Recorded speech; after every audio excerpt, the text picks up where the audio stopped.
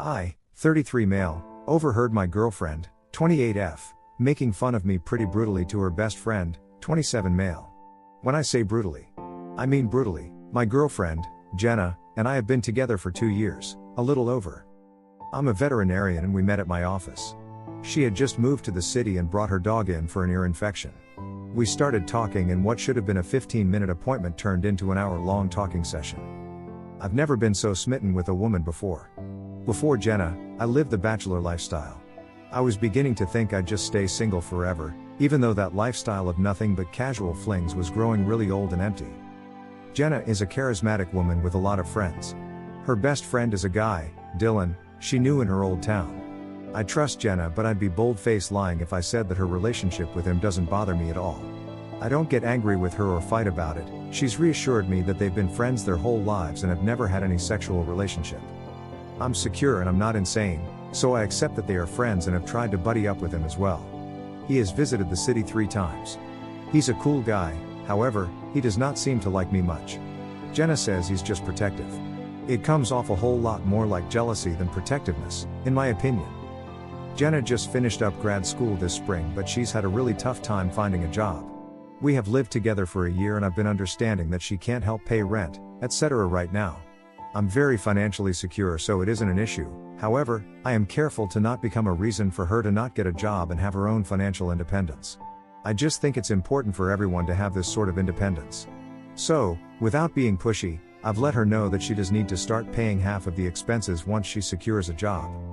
Anyway, she texted me at work on Monday to tell me she got a job. It's a job she really wanted and had to go through some pretty grueling interviews to get. I was so happy and proud of her that I decided to leave the rest of the day at the office up to my staff and took off early without telling Jenna. I bought her favorite booze, grabbed a bunch of Chinese takeout, her favorite, and bought her flowers. I had bought her a nice necklace that she'd seen at a store a couple of weeks ago. Nothing super extravagant, but it has a shark on it and that woman is just obsessed with anything to do with sharks. I'd hidden it in the basement and figured I'd give it to her soon, totally surprise her with tea once she'd forgotten about even seeing it in the store. I got home and came in the side entrance to the basement so I could grab the necklace and then surprise her. When I came up the basement steps and opened the door, I could hear her talking on the phone. Normally I wouldn't stop and listen, but I heard her laughing uncontrollably, like belly laughing. It was pretty cute, so I figured I'd wait for her to get off the phone before I surprised her. She was talking to Dylan. Nothing new there, they talk at least once a week. Then I heard what they were laughing about.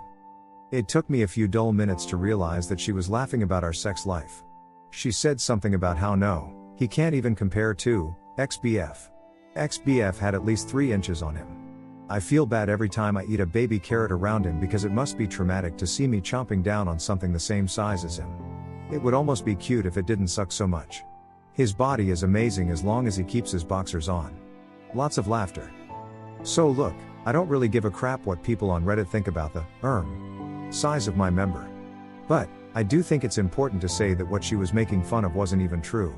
Which in my opinion, makes it even more hurtful. I mean, I don't know about the XBF, maybe he was a horse, but I'm very average. Just good old-fashioned average. Not going to upsell myself here. It's nothing to write home about. But it's also not laughable. I've never felt self-conscious, it is what it is. To hear her ripping me apart to this guy that she knows I have some concern about was just beyond hurtful. Hurtful doesn't cover it. She also made fun of me for being gorgeous but not super smart. I'm actually highly educated. This isn't even remotely a concern of mine, I know I'm smart. Gorgeous and super smart with an average-sized penis, thanks very much. I left after that. Did I throw the flowers out of my car window? Yes. Did I cry in a parking lot? Yes. I think she may have heard the basement door close, maybe she even saw my car driving away, because she started texting me pretty quickly after I left, asking when I was coming home. That was Monday and I haven't brought it up. I don't know how. I think I'm still processing everything. It's horribly embarrassing and hurtful.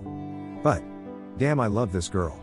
Not saying I'm going to forgive her necessarily, I just want to stress how hard this whole thing is for me. I know I need to bring it up to her.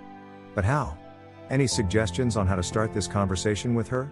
I'm extremely hurt and I don't know if I can forgive her for this. Well, supportive Reddit strangers, I stayed strong and broke up with Jenna Thursday evening. This has honestly been the most dramatic couple of days of my entire life. I am exhausted. Things got pretty ugly on her part.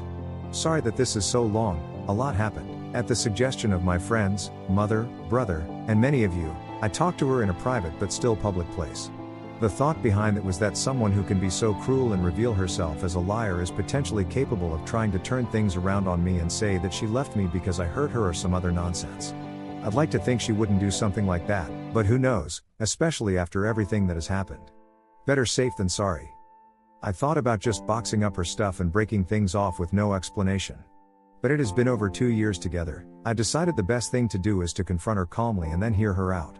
If she had an explanation, I wanted to hear it, even if it didn't change my decision to break up with her. So I took her to a wine bar in downtown that has those little individual booths with half curtains. She's been sugary sweet since Monday. Which tells me she either A, felt guilty about what a jerk she was, B, thought I might have hurt her, or C, she just knew I'd been acting distant and was totally clueless as to why. So she dressed up really nice and, despite everything that has happened, I can admit that she looked stunning. She was also very affectionate and kept making a lot of sexy comments about all the things she wanted to do to me later. Normally, my precious little baby carrot would have been thrilled by this, but given the circumstances, it was difficult to hear and act normal. I had rehearsed what I was going to say to her over and over, so as soon as we sat down and got our wine, I started. I can't remember word for word, my adrenaline was kicked in pretty high gear so it feels fuzzy. I basically started by saying how much I've loved her, how she's the only woman that I've ever felt connected to so profoundly that I opened myself up to her completely and trusted her. I told her that she's the only woman I've ever thought about marrying, that I've gone ring shopping for. I left out the part about how I already bought a ring, and that I've actually imagined having children with in the next few years. She kept interrupting me to say or to tell me how much she loves me, too. Then I looked her in the eye and asked her point blank why, if she loved me so much, she horrendously made fun of me to Dylan. I have to say, the look on her face was a bit satisfying. As expected, she denied at first and acted like she had no idea what I was talking about. She said Dylan knows how much she loves me and that she's never made fun of me to him. I kind of just looked at her and said something like, "Come on, Jenna." But she still denied even after I told her that I'd come home early on Monday and had hurt her. It was pretty frustrating, but I kept my cool.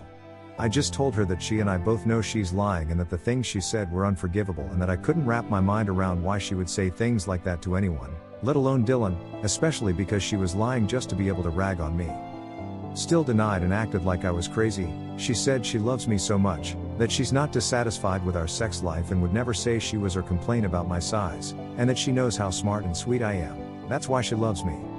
If I hadn't heard what she said to Dylan myself, I would have believed her. She deserves an Oscar for that performance. Some commenters asked if I was sure she was talking about me when I overheard her. When she was talking about her ex-BF and his kraken of a dick, she said my name when she was making the comparison. I'm definitely sure that she was talking about me and that she was lying to my face about it. I told her that I would drive us home and she could grab the essentials she needed and her dog. My brother and his girlfriend would be at the house, too. I wanted to make sure there were other people there just to have witnesses that I let her get her stuff and didn't do anything aggressive or destructive. I told her I'd pack the rest of her stuff up and leave it out for her to get whenever she could. She was in total disbelief that I was actually breaking up with her. She pleaded with me, but my mind was made up and I wasn't budging. It was hard not to cry in front of her though when she kept saying how much she wanted to be with me forever and that she had planned to be the mother of my children someday. I own my house, and since Jenna hasn't helped with expenses by paying any rent or utilities, I wasn't too concerned about, putting it bluntly, kicking her out. She kept asking me what she was supposed to do and where was she supposed to sleep? I told her it wasn't really my problem anymore and that she has plenty of friends she can stay with until she gets her own place. Basically all of the furniture and decor is mine, she just has clothes/toiletries/ etc. To get out. All of the redecorating she did to my house was done on my dime. Then came the waterworks. She started crying and saying that she didn't understand how I could do this to her. She said she thought I was a nice guy about 1,000,000 times. I told her I am a nice guy, which is why I didn't just throw her stuff on the front lawn, change the locks, and give her no explanation. Then, I swear to you, this woman dug the knife in even deeper. She said she didn't know why she said those things to Dylan. She finally acknowledged it, and that maybe it's because Dylan brings out the best in her and she's able to laugh about things that would normally make her cry. I guess like my penis, it was amazing to watch how fast those tears disappeared. Apparently I am an asshole, I don't know how to treat women, I'm a loser, my penis is tiny, I'm going to be alone forever. She never really loved me and I was more like a friend, but she didn't want to hurt me, so she stayed with me. Makes a lot of sense. She would have said no if I'd proposed. Again, I am a loser and an asshole. And in case I didn't get it the first time, she meant it when she said my penis was a baby carrot. Oh, and I will die alone. I told her dying alone is preferred to dying married to a woman who is cruel and doesn't love or respect me. No joke, she started to scream. Not words, just a long, extremely loud scream. It was alarming, and then she just booked it out of there after calling me a disgusting pig. After paying the bill and apologizing to the waiter about the drama, I left and Jenna was just standing outside crying. I know what she did was horrible and all the things she said just a few minutes earlier were horrible, but I still didn't like seeing her like that and didn't want to just leave her on the sidewalk. I'm in New England, it's already pretty cold here. So I told her to let me give her a ride back to the house so she could get her stuff, but that she needed to leave and go stay somewhere else as soon as she packed a bag. She agreed and we didn't talk at all in the car. Talk about an awkward ride. My brother and his wife were at the house when we got there. His wife stayed inside while Jenna got some stuff together and my brother waited outside with me. That went by pretty uneventfully and she had a girlfriend come pick her up. I got my key back from her before she left. She texted me throughout the night and the texts ranged from sorry to sad to angry to really angry and back again. I didn't answer any of them and only texted her yesterday morning to tell her that her stuff was on the porch and that she should come pick it up while I'm at work. I didn't hear from her all day until it was almost time for me to go home. Pretty nasty text wishing me about every ill you can wish a person. I didn't answer. Well, I came home to a disaster zone. She smashed everything. I don't know if she had made a spare key at some point that I was unaware of or if she knows how to pick locks, but she got into the house somehow and she destroyed it. She smashed stuff that's irreplaceable. She ripped up the furniture, she clogged 2 sinks and left the water running. She left my refrigerator open and threw food all over the kitchen. It was wrecked. The only considerate thing she did was lock my 2 dogs up in a bedroom, I guess so they didn't cut themselves on glass or eat the food. I have 2 vehicles, one for everyday use and then an SUV for work. I use the SUV for when I make house calls and may have to bring a large or exotic animal into the vehicle to transport it to the clinic. In the middle of all the drama, I'd forgotten I'd given her a key to the SUV in case she ever had an emergency and needed to drive somewhere. I went out to check the car and she trashed the inside of it, too.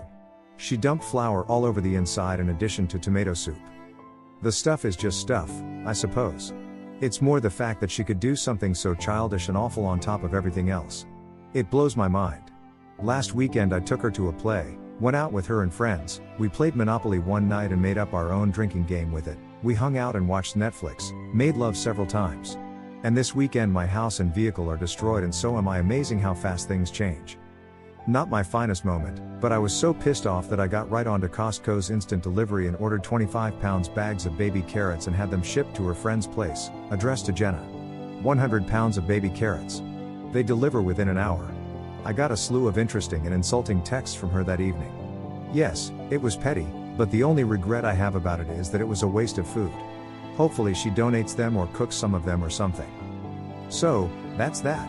I blocked her last night after the nasty texts from her just kept coming. I'm feeling pretty beaten down right now and I've cried more than I have in a long time. It's obvious that I made the right choice. Jenna is clearly not emotionally stable or mature. She really is cruel and I know I do deserve better. I have spent a lot of time since Monday thinking about myself as a partner and trying to figure out what could have led to her obviously having some resentment or something for me. I'm going to be 100% honest here. I work a lot. I try to still make time for the people I love and I try not to bring work home with me when I've had a bad day. But sometimes I do, I know this. Jenna and I have fought about it before and I have really tried to pace my days a certain way so that I can get home at a reasonable time and I've tried to leave bad days at work as much as I can. However, anyone who is a vet or has worked with one knows we're always on call for emergencies. Sometimes we have patients that we have to check on or stay with throughout the night. Time off can be challenging. It's doable, but it's challenging. My staff is incredible and can handle most situations, but I do still get a lot of calls or texts from them when I'm on vacation or off for the day. I'm sure there have been times when Jenna felt second best to my job. Well, I guess I know there have been, she's told me as much in the past. I did try to make changes but there's only so much I can do. As far as I can remember, I've never been purposely mean to Jenna. I've had bad days and been grumpy or absent. We've had our share of disagreements and fights but nothing unhealthy or excessive. I really thought we had a solid relationship and that we were both happy. I know I was. It's hard to not question myself and wonder if I really am a letdown or if I neglected her to the point that she felt unloved enough to act the way she did. I don't know, but I do know that no matter what, the way she put me down and the way she reacted to breaking up was way out of line. I didn't deserve that, and that's on her. So thank you for rooting for me, Reddit. It's been great to read all the nice words and advice. Time for me and my baby Carrot to eventually find a woman who appreciates us for what we are.